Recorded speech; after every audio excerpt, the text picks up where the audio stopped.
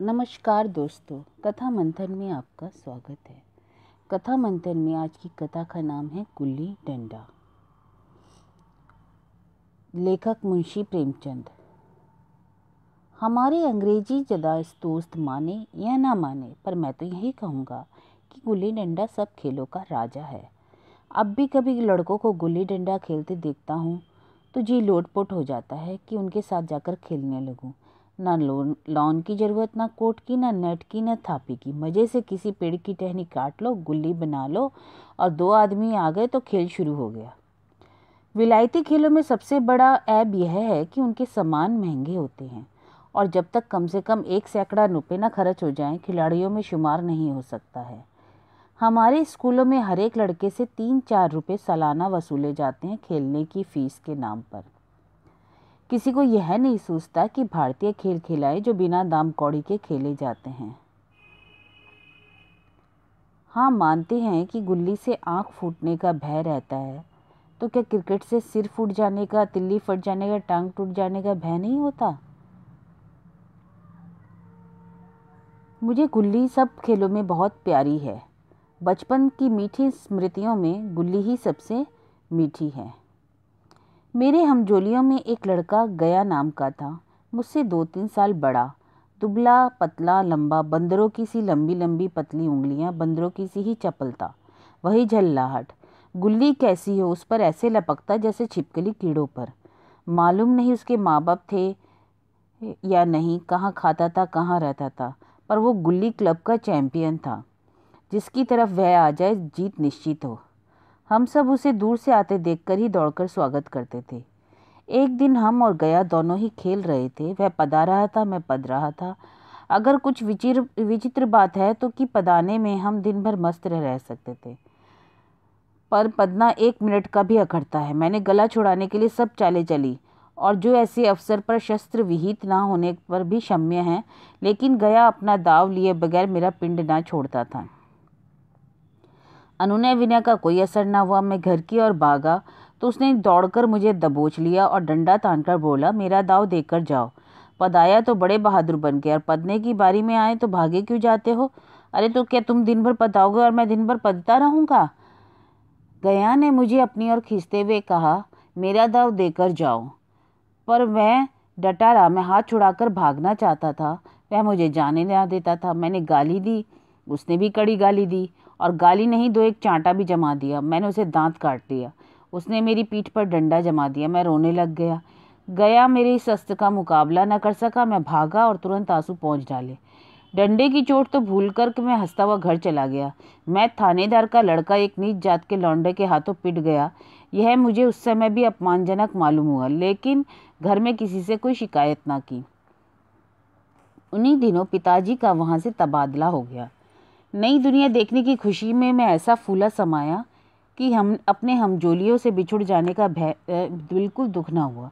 पिताजी दुखी थे, बड़ी आमदनी की जगह थी। अम्मा जी भी दुखी थी, यहाँ सब चीज़ें सस्ती भी थी, और मोहल्ले की स्त्रियों से घराव सा हो गया था।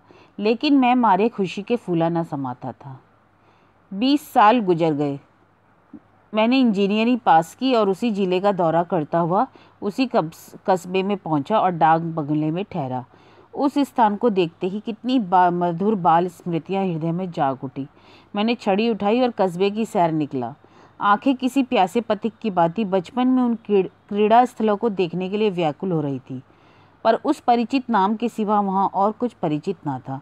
जहाँ खंडर था वहाँ पक्के मकान बन गए थे। बरगद का पुराना पेड़ की जगह एक सुंदर बगीचा था। स्थान की कायाकल्प भी हो गई थी। सहसा एक खुली जगह पे मैंने 2-3 लड़कियों को गुल्ली डंडा खेलते देखा तो एक क्षण के लिए मैं अपना सब कुछ भूल गया कि मैं एक ऊंचा अफसर हूँ। जाकर एक लड़के से पूछा, क्यों बेटे, यहाँ कोई गया नाम का आदमी रहता है? हाँ, वो डरकर गुल्ली डंडा समेटते हुए बोला, कौन, गया चमार? हाँ हाँ हाँ, वही गया नाम का आदमी है, शायद वही हो। जाकर उसे बुला लाओ तो जरा।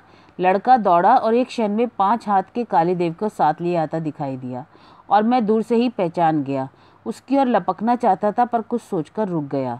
मैंने उससे पूछा, कहो गया, मुझे पहचानते हो? गया ने झुककर सलाम किया, बोला, हाँ मालिक, पहचानूंगा नहीं, आप मज़े में हैं?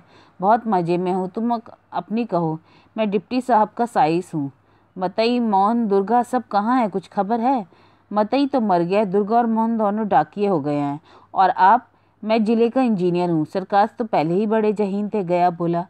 क्या अभी भी गुल्ली डंडा खेलते हो? गया ने मेरी और प्रश्न की आंखों से देखा। अब गुल्ली डंडा क्या खेलूंगा सरकार, अब तो पेट के धंधे से ही छुट्टी नहीं मिलती। चलो आज हम तुम खेलें, तुम पदना हम पदेंगे। तुम्हारा एक दाव अभी भी मेरे ऊपर है। गया बड़ी मुश्किल से राजी हुआ। वह ठहरा टके का मजदूर और मैं बड़ा अफसर। उसका मेरा क्या जोड़, वह बेचारा झेप रहा था। लेकिन मुझे भी कुछ कम झेपना थी, पर फिर भी मेरे को खेलने का ऐसा चस्का था। मैं गया के साथ खेलने जा रहा था। यहाँ अगर खेलेंगे तो अच्छी खासी भीड़ जमा होगी, इसलिए किसी दूसरी जगह पे खेलेंगे जहाँ पे कोई भीड़ भाड़ या दूसरा आदमी ना हो। अगले दिन मैं गया को लेकर एक डाक बंगले पर आया। मोटर में बैठकर दोनों मैदान की ओर चले, साथ में कुल्हाड़ी ले ली। मैं गंभीर भाव धारण किए हुए था, लेकिन गया इसे अभी तक मजाक ही समझ रहा था। फिर भी उसके मुख पर उत्सुकता या आनंद का कोई चिन्ह न था। शायद हम दोनों का जो अंतर था वही उसे सोचने में वह मग्न था। मैंने पूछा, तुम्हें कभी हमारी याद आई?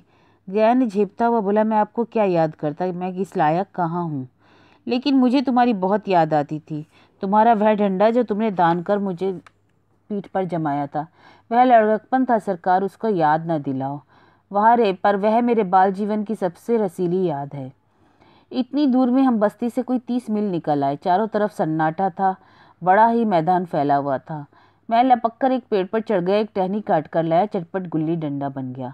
खेल शुरू हुआ। मैंने गुच्ची से गुल्ली बनाकर उछाली। गुल्ली गया के सामने से निकल गई। उसने लपकने के लिए हाथ उठाया, पर गुल्ली उसके पीछे जा गिरी। यह वही गया था जिसके हाथों से गुल्ली अपने आप जाकर के बैठ जाती थी, ना दाहिने जाती थी ना बाहिने, जैसे कि गुल्लियों पर उसने वशीकरण डाल देता है। लेकिन आज गुल्ली को उससे प्रेम नहीं था। फिर तो मैंने उसे पदाना शुरू किया। मैंने तरह तरह की धांधलियां कर रहा था, अभ्यास की कसर बेईमानी से पूरी कर रहा था। गुल्ली पर जब ओछी चोट पड़ती तो वह जरा दूर गिर पड़ती, तो मैं झटपट खुद उठा लेता और दोबारा तान लगाता। गया यह सारी बेअदगियां देख रहा था, पर कुछ बोलता ना था, जैसे वह सब कायदे कानून भूल गया हो। उसका निशाना अचूक था। गुल्ली उसके हाथ से निकलकर टन से डंडे पर आकर लगती थी। उसके हाथ से छूटकर उसका काम था डंडे से टकरा जाना, लेकिन आज गुल्ली डंडे से लग ही नहीं रही थी, कभी आगे पीछे गिर जाती थी। आध घंटे पदाने के बाद एक बार गुल्ली डंडे में आ लगी तो मैंने धांधली की। गुल्ली डंडे में नहीं लगी। गया ने किसी प्रकार का असंतोष प्रकट न किया। ना लगी होगी। डंडे में लगती तो क्या मैं बेईमानी करता? नहीं भैया, आप क्यों बेईमानी करोगे? और अगर बचपन में मजाल थी कि मैं ऐसा घपला करता और जीता बचता, यही गया मेरी गर्दन पर चढ़ जाता। पर आज मैं आसानी से धोखा दे रहा हूँ और ये गधा सारी बातें मेरी मान रहा है। सहसा गुल्ली फिर डंडे से लगी। इस प्रमाण के सामने अब किसी तरह की धांधली करने का साहस मुझे इस वक्त ना हुआ, लेकिन फिर भी मैंने सोचा कि एक बार झूठ बोलने में क्या हर्ज है। पर वह मान गया। अंधेरे का बहाना करके जल्दी से गला छुड़ा लूँगा, तब उसको मैं बारी दूंगा, मैंने सोचा।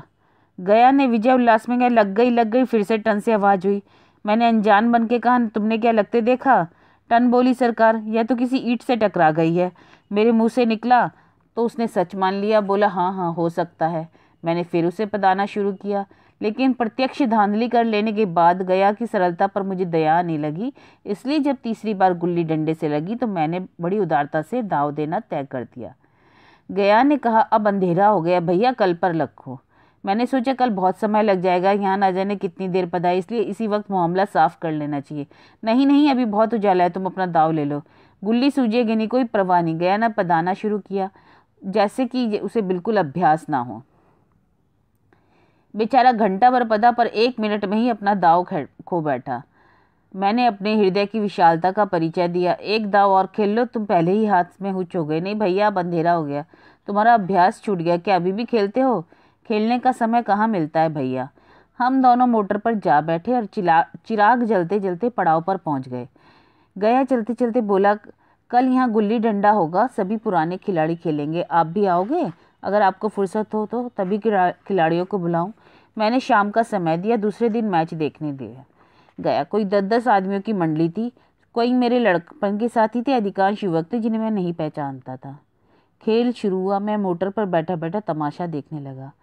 आज गया का खेल, उसकी नैपुण्य देखकर मैं चकित रह गया। टाँड लगाता था तो गुल्ली आसमान से बातें करती थी। कल की सी वह झिझक, वह हिचकिचाहट, वह बेदिली आज ना थी।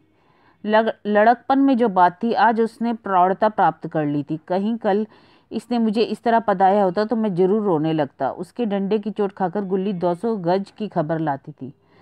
पदने वाले में एक युवक ने धांधली की तो गया का तमतमाया हुआ चेहरा देखकर वह सहम गया। अगर वह दब न जाता तो जरूर मारपीट हो जाती। मैं खेल में ना था, पर दूसरों के इस खेल में मुझे वही लड़कपन सा आनंद आ रहा था जब हम सब कुछ भूलकर खेल में मस्त हो जाते थे।